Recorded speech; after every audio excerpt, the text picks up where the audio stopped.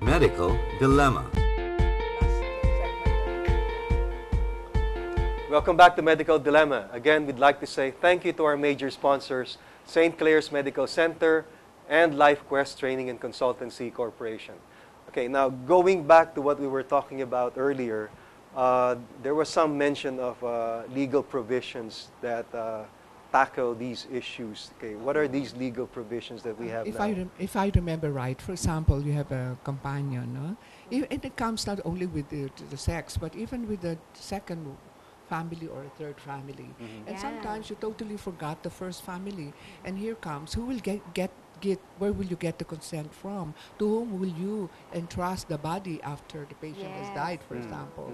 Kaya that, I think, will be solved with what we call the living will. You either authorize a person, durable power of attorney, to be the one to decide in case you become incompetent when you are sick, for example. And I was encouraging some of the hospitals to do that because talagang problema yan eh. For example, you don't know yung husband or wife of a long time ago, di na nila mamukhaan kung sino sila or where they are, and then that's what they're looking for. See, the companion is not given any authority, but if you particularly write in a document that this is the person who will decide, so whether they're same sex or not, this is the person who decides for me once I become incompetent, that is very legal. Panotarized pa nila yan. That should be accepted, right? Yes, Sarah, what do you think? Yeah, so that's a very good practice, if you will, as a matter of policy. Because we've had recent events that serves as a perfect illustration for that. And that that could have been helpful at that time. Na kung may durable power of attorney na yung second companion, as you said, she's not the wife, but she's the live-in partner. Yes, no, yes. And at the time of death, who do you endorse? For example, the body of that person. And had he been living, he would have wanted his current live-in partner to be the one to take care of things. But because he didn't leave a document to that effect, there was an issue. So merong litigation in that aspect. And everything goes to the legal wife, the married wife. Yeah, even, it's happening, right? Yes. And not only with that, even those without spouses anymore, and they still have living children, kuminsan 10 ang mga anak. And legally, they should all have equal rights to decide. Yes, But if you put their particular name, like my middle son, Jose something, who should Who's in decide, charge, or who has the money, for example, the patient is close to and trusts very much. O di yun ang papadecide niya. I think this is a good practice. Should be a good practice in it hospitals. will clarify things in anticipation of something issues like when like the patient is no longer there or is not capable to decide. Right. And it's true whether, as you said, Doktora, kahit na a same-sex partner yan, live-in partner, or even your spouse, your legally married spouse, that issue will arise. So it's a very good practice, I think, for medical practitioners, for hospitals to make sure that the next of kin or whoever the partner is will have a durable power of attorney. Yeah. In a rare event, for example, the husband is abroad, OFW, and now you have another friend whom you trust also. Yes. Pwede mabigay doon. Will there be any legal complication if the husband, who is supposed to be the next of kin, is abroad and cannot give the decision? Can this be overturned that or override the right of the husband? I mean, you now have a durable power, and including there my neighbor, because siya lang nandyan palagi. No? I think that would be That's possible. That would be okay. For example, if the patient is about to go into surgery or yes. some serious and then the caretaker is the nearest friend or the nearest neighbor, and sa kanya binigay yung power of attorney in lieu of the husband who's abroad, that will be honored. But in case of death, then that's when the loss of succession comes in. Okay, so it cannot surpass the loss of succession. No, it cannot. But that is assuming that's the time of death, though. So that will be the point of consideration from that moment on. But while the patient is living, the power of attorney holds. Yes, but you have to remember it's a limited power of attorney. So Unlimited. It will, limited. So Unlimited. limited, not unlimited. So it's not a general power of attorney. It's a special. It's limited. So it means it enumerates what that person can do in case of any eventuality. Okay. So I'm still thinking from the perspective of same-sex unions or households. They can use this as a legal remedy for at least issues that arise while both of them are alive. Yes, yes. They can Okay. definitely do that. In fact, in the absence of our, our civil laws recognizing same-sex unions, there are other laws that can supplement that, like general law on partnership, for example, or, if you're living in with your partner, Yes. live-in meron din silang certain rights. So that should apply. But it's still better that you have something written down and signed by both parties. Maganda nga, may witnesses pa and notarized, so that you can really say that I did not manipulate this document, na off-in-orge ko lang ang signature, so that there will be no issues like that once the need to exercise your power of attorney arises. Because there will be questions, there will be clouds of doubt, and not just for same-sex unions. You know, kumisan after the patient or a person dies, ang dami nang lumalabas na problema. There are many claimants sometimes, maraming claimants. especially kung maraming property. Kaya it is very clear. But you know, even in the cases of adoption, they allow, right? Even a single person to adopt. And kung dalawa pa kayo, why not? Basta you follow what is supposed to be the law. I see. Are doctors expected to advise patients of this special power of attorney? It would be nice, especially when there's some confusion about who should decide. Lalo kung maraming anak, for example, at saka yung spouse living nga pero incompetent na, may Alzheimer's na, etc.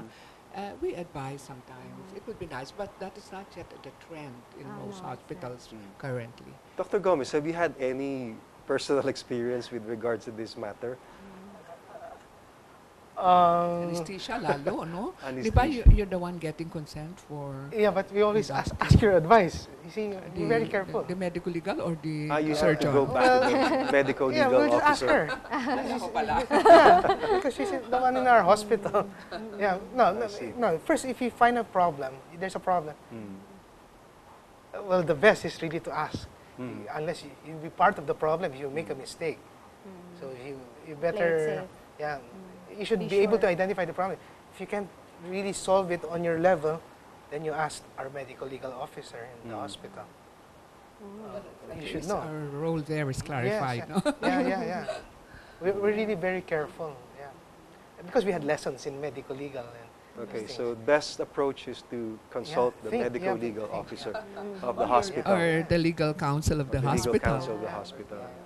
All right. Okay, now Attorney Sara, you mentioned that there are some other laws that supplement this legal provision. What are they again? And they're also in the family code. For example, Yes. they're just living in together. For example, they're not married. Pero kasi that also presupposes union between man and woman, which, as I said, can just supplement, or we can apply in equal parts to a same-sex union. Na we treat it as a partnership. What you bring into the marriage is yours, and then whatever we earn together during the time that we are together is commonly shared. So yung ganon yun. Oh, so So those things- provisions can actually be applied in Well, it can be same-sex argued, families or yes, it households. can be argued that this can apply. But it will be better if we Derivative, have, ano, parang by derivative. But it will be better if we have specific laws, I guess. It depends if, I guess the trend is going to increase yung civil unions na to, no? But as I said, there's still a void, so it's still better if you have everything in black and white. Yes. Unfortunately, it takes a long time to pass a law. So by the time you pass it, nag-iba na naman yung situation. The lifestyle of Yeah, of so- society. Sunny, I Go ahead, remember Doc. when I make my rounds the night before a surgery, when I visit the patient, I ask, who are you, who are you, who are you? Who are Okay. you? You're the wife, you're the bantay, you're the katulong, you're the kapatid. I make sure. So now that you post a question to me, I make sure who is in the room, who will be there tomorrow, especially if there will be decision making. So basically, I know because I made my rounds. But when there's a dilemma, you always ask the medical legal officer Okay, so if there's problem. so if let's say the for- patient yeah. is Foreigner Okay. with a Yes. just a girlfriend. foreigner yeah. with a male partner, for example, yeah, that's pareho a silang problem. male, then you have a question now before you. So then you go to the legal counsel or Then the you medical consult legal their officer. consulate. Yeah. Or have everything written down. If there's really no one to, it's just a caretaker. There's no one else. I see. Yeah, but yeah, that is a dilemma. You know, Okay. I'm known Yes, to attorney. the public, general public. Mm. We do have what we call laws that really encourage women empowerment. They really give more rights to women because in the olden days we accept it. Mhm. The men are the one ahead. Well, they're the ones making laws. They're the ones appearing, and it is still occurring in some countries. No, sa Philippines nga medyo bida-bida pa nga. Masarap ang buhay ng mga Babae, babae of sa course, Pilipinas. yeah. You know, even the Matriarchal. doctor acknowledges that. Agree. My own family, my own clan. Yeah. Matriarchal. So may power din ang babae. But in the government and even in some private societies, no, they do not. So there is the law that steps in and says, in after a few years, there must be equal opportunities for both Men and women. So ngayon, mostly, for example, denominated in sports, for example, in management, mostly denominated by the male. Yes. But now, they're saying now, sa ating labor, no, that at a certain period of time, dapat equal na ang male at female ratio of employees, for example, or those with given equal opportunities. For example, you have scholarships. It must be given equal to male and female. It will so we were given a certain timetable. But sabi nga nila, if no one is interested, no female is interested, so there's no choice. It will become male-dominated. Diba? Kunwari, drivers. Do you think public utilities, do you think we get a lot of women drivers? No. But we should not be using that. The fact that they're female, they cannot apply. Of course, they can apply. Yun ang difference. When is this provision supposed to take place? No, I think it's already It's started. already It has already in started. I effect. don't know if it's in the It's Magna Carta for women. I think it appears there. And another, going to that, even VAUSI, violence against women and children, is one form of gender empowerment also, in a way. No? What is it? Diba, if a male hurts a female or harms somebody from the opposite side, and simply because that person is female, that would be bias, right? That would not be sensitive, gender sensitive. Ganon.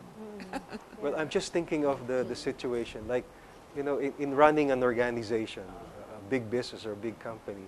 So if we force the equal number of women and men, then I suppose that disregards the matter of capability, qualification. But I think sa private corporations, they do have a lot of leeway. It's when it has some public impact. For example, government institutions. That's where it really has to be applied. For example, kami, women lawyers, member kami ni Sarah, we're only women. We don't fit Specifically just for men. women. But does that make us gender insensitive? No naman, no? Not necessarily. So it's mostly government areas. Okay, well, I don't know if I'm wrong in my thinking. It's just that I can't seem to, get the connection between equal numbers of men and women to being, Equal sensitive opportunities, to gender. maybe. Equal opportunities to both men and women. In other words, if you don't use that opportunity, there's nothing wrong with that. There's nothing You're wrong not with interested in applying for that particular job. Or if there are not enough men or women that, are capable of a particular. Or capable or competent Yes. for that particular work. So I don't think that should be taken against, whichever organization No. seems to be But you committing must the have a infraction. proof, no? Right? Because pag kumalat, nagkaroon ng reputation, talagang hindi ito. Like some clouds. But then that's again private again. Maybe the government institution. Yes, I as you see. said, your question is, I think, does being gender sensitive undermine managerial discretion, for example, in hiring or firing employees? Well, the answer is it should not. No, it should be a balance between achieving a gender sensitive workplace and also at the same time not undermining the managerial discretion in hiring or firing employees, for example, because you're looking at how can you improve the company's productivity or Right, that's right. performance. So it's not necessary. But as Dr. said, we can also frame it another way. We want to empower women. For example, we don't want a predominantly male board, making decisions for this company, for example.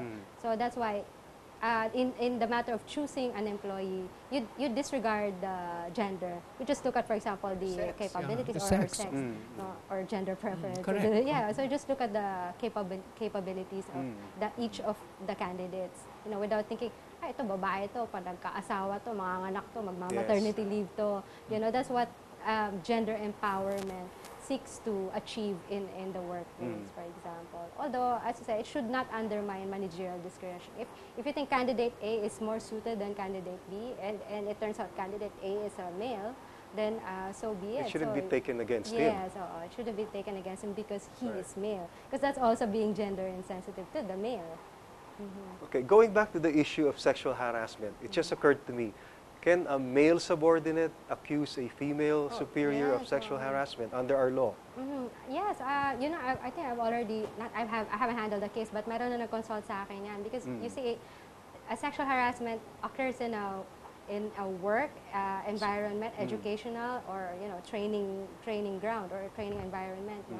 So if the mere fact that you ask your subordinate for a favor, a sexual favor, in exchange for, you know, promotion or in promise of Salary employment, increase. yes, etc., whatever benefit that's work or education or training related, then that in itself is considered sexual harassment. So regardless of the gender, Regardless who of the did what. gender. Yes. And in fact, being gender sensitive also should affect males in the sense na before we only thought of women getting raped, but men also get raped, for example. That's why our new laws on rape recognizes the fact that the male can also be raped.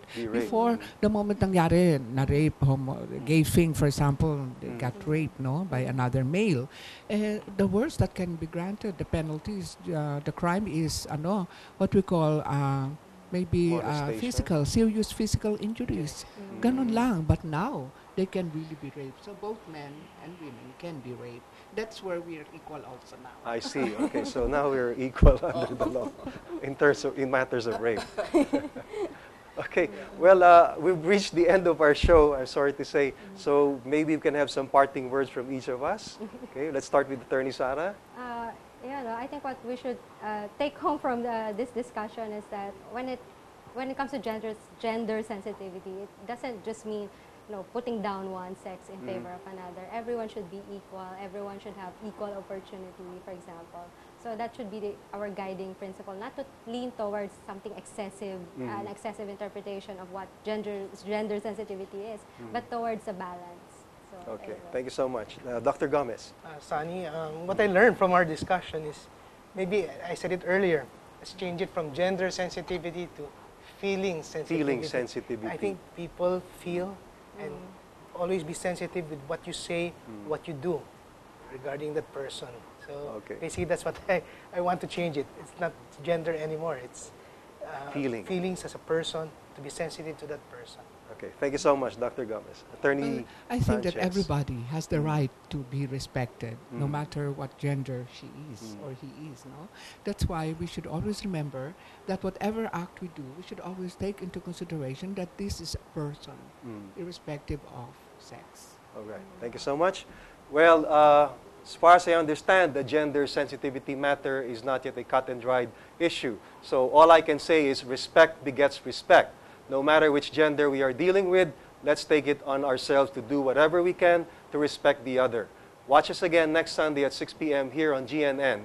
You can also catch us every Monday from 11 a.m. to 12 noon on this same channel. Help patients and families in crisis. Be aware and show you care. Have a productive week ahead of you.